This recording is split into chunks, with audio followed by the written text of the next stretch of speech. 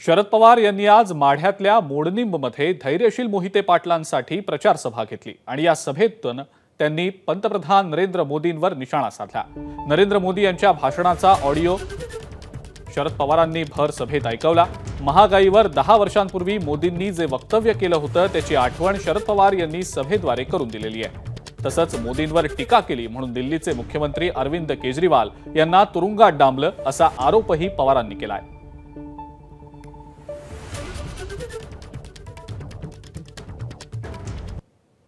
देश के नेताओं को गरीब की परवाह तक नहीं है। ये गरीबी का हाल कर दिया है। 4 तारीख को वोट करने जाए तो जरा घर में जो गैस सिलेंडर है ना उसको जरा नमस्कार करके जाइए।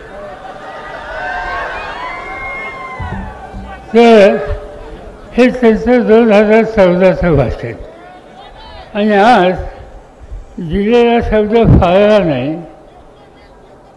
सामान्य माणसाची महागाईची सुटका केली नाही आणि शिवाय आम्हाला लोकांना घालतात। 10 वर्षात तुम्ही काय केलं आणि राज्य तुझ्या केलं आम्ही विरोधी पक्षात आणि दबावाला वाटता। दिल्लीच्या राज्यामध्ये अरविंद केजरीवाल नावाचे ग्रस्त तिथं मुख्यमंत्री आहेत। देशाच्या राजधानीमध्ये त्यांचं काम उत्तम आहे। त्यांनी शाळा सुधारल्या, शिक्षणाची व्यवस्था केली, आरोग्याची व्यवस्था केली, गावाचा दिल्लीचा चेहरा बदलला। इतकं उत्तम काम त्यांनी केलं, पण केंद्र सरकार सहकार्य करत नाही म्हणल्यावर त्यांनी मोदींच्या टीका टिप्पणी केली। आज त्या मुख्यमंत्र्याला तुरुंगामध्ये टाकलेलं आहे। राज्याचा देशाच्या राजधानीचा मुख्यमंत्री तुरुंगामध्ये आहे।